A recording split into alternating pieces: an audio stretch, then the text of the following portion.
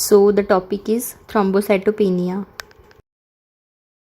So we are going to discuss definition, normal pathology, causes, clinical features, lab diagnosis and management of thrombocytopenia.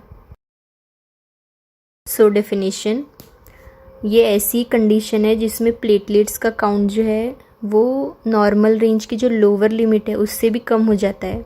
मतलब जितना रहना चाहिए blood में platelet count उतना नहीं रहता.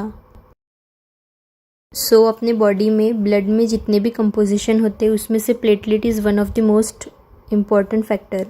सो इसकी नॉर्मल रेंज होनी चाहिए 150 to 450 इंटू 10⁻⁹ पर लीटर और 1,50,000 to 4,50,000 पर माइक्रोलीटर.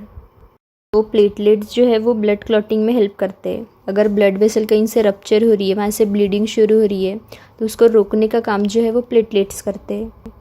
उसके बाद देखेंगे नॉर्मल फिजियोलॉजी, मतलब थ्रोम्बोसाइट्स फॉर्म कहाँ से होते हैं और उसकी प्रोसेस क्या है.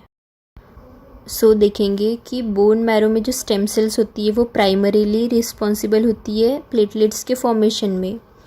सो उसमें जो कॉमन माइलॉइड प्रोजेनेटर सेल्स होती है उनमें डिफ्रेंसिएशन की प्रोसेस होती है जिसमें वो कन्वर्ट हो जाते हैं मेगाकार्योब्लास्ट में.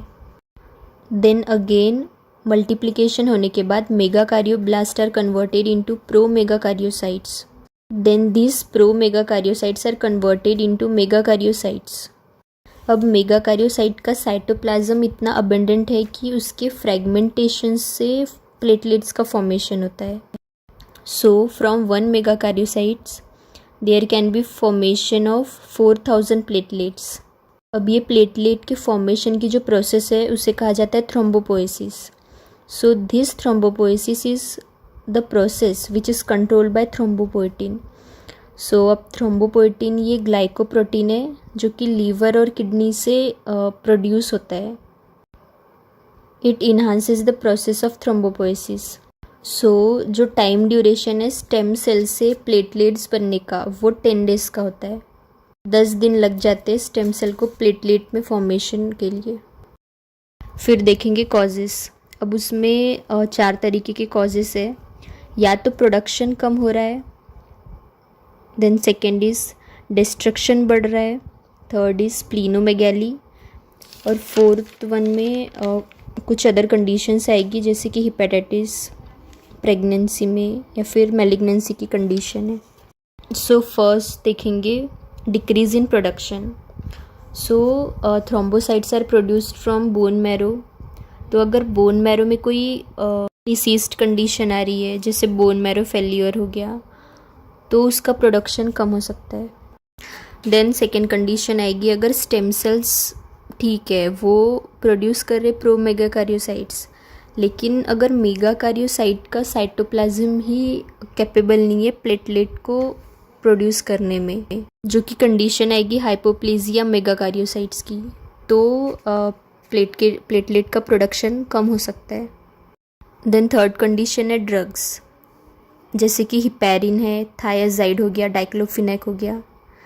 इनके लॉन्ग टर्म यूज़ से भी प्रोडक्शन डिक्रीज़ हो सकता है.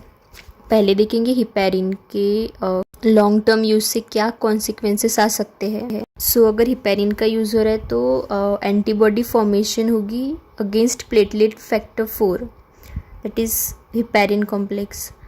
तो ये एंटीबॉडीज़ क्या करती है, इंडोथेलियल सेल्स को एक्टिवेट करवाती है जो कि थ्रोम्बस फॉर्मेशन को इनिशिएट कराता है. थ्रोम्बस फॉर्मेशन हो गया तो प्लेटलेट का काउंट डिक्रीज़ हो जाएगा. Then second condition is increase in destruction. अब उसमें आ सकते हैं इम्यूनोलॉजिकल फैक्टर्स. सो अगर कोई इन्फेक्शन हो रहा है तो इम्यून कॉम्प्लेक्स फॉर्म होके उसमें वायरल एंटीजेंस फॉर्म होंगे. अब उसमें जो एंटीबॉडीज है वो रिएक्ट करेंगी against this viral antigens. Then platelet के साथ रिएक्शन के बाद इम्यूनोलॉजिकल डिस्ट्रक्शन होगा जिसकी वजह से प्लेटलेट का भी डिस्ट्रक्शन शुरू हो जाएगा. देन SLE की कंडीशन में भी हो सकता है जो कि ऑटो इम्यून डिसीज़ है. देन थर्ड कंडीशन है स्प्लीनोमेगैली की. अगर स्प्लीन का साइज़ इंक्रीज़ हो रहा है वहाँ पे ब्लड सेल्स WBC RBCs साथ साथ प्लेटलेट का भी अगर डिस्ट्रक्शन हो रहा है तो थ्रोम्बोसाइटोपेनिया की कंडीशन पॉसिबल है। फिर देखेंगे क्लिनिकल फीचर्स। सो 2 कंडीशन हो सकती है, या तो अक्यूट हो सकती है या क्रॉनिक हो सकती है। देन अक्यूट कंडीशन जो है वो चिल्ड्रंस में कॉमन रहेगी। उसका सडन ऑनसेट मिलेगा, होल बॉडी पे वाइड स्प्रेड परप्यूरा भी मिल सकता है, ब्रूजिंग मिल सकती है कुछ कुछ पार्ट पे, देन म्यूकोजल ब्लीडिंग हो सकता है, देन सेरेब्रल हीमोरेज हो सकता है, then gastrointestinal haemorrhage can be seen. Acute condition में हेडेक भी मिल सकता है जो कि परसिस्टेंट रहेगा कुछ टाइम के लिए। देन क्रॉनिक में it is most common in adults specially in females. Purpura मिलेगा, epistaxis that is nose bleeding मिल सकती है, मेनोरेजिया मिलेगा, हेवी ब्लीडिंग हो सकती है, splenomegaly and hepatomegaly can be seen. Then lab diagnosis.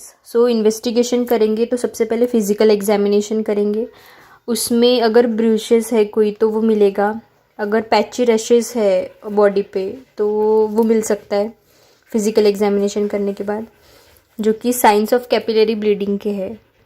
अगर कोई कैपिलरीज में ब्लीडिंग हो रही है तो वो ब्रूशेस के फॉर्म में या फिर पैची रैशेस के फॉर्म में बॉडी के बाहर आ सकता है। देन ब्लड एग्जामिनेशन में देखेंगे और लो प्लेटलेट काउंट मिलेगा, हीमोग्लोबिन कम मिलेगा, ब्लड क्लॉटिंग कम हो जाती है जिसकी वजह से ब्लीडिंग टाइम इंक्रीज़ हुआ मिलेगा। अगर बोन मैरो फेल्यूर है तो वो डिटेक्ट करने के लिए बोन मैरो एस्पिरेशन कर सकते हैं। Then management.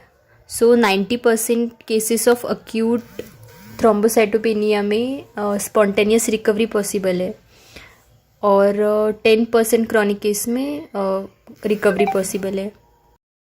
ट्रीटमेंट में कॉर्टिकोस्टेरॉइड थेरेपी देंगे, इम्यूनोसप्रेसिव ड्रग्स देंगे। अगर स्प्लीनोमेगैली की वजह से अगर प्लेटलेट का ज़्यादा डिस्ट्रक्शन हो रहा है तो स्प्लीनेक्टोमी कर सकते हैं। स्प्लीन में एक्चुअली डिस्ट्रक्शन भी ज़्यादा होता है और वो सोर्स भी है एंटीबॉडी फॉर्मेशन के लिए। अगर सीवियर हीमोरेज हो रहा है तो प्लेटलेट ट्रांसफ्यूजन कर सकते हैं।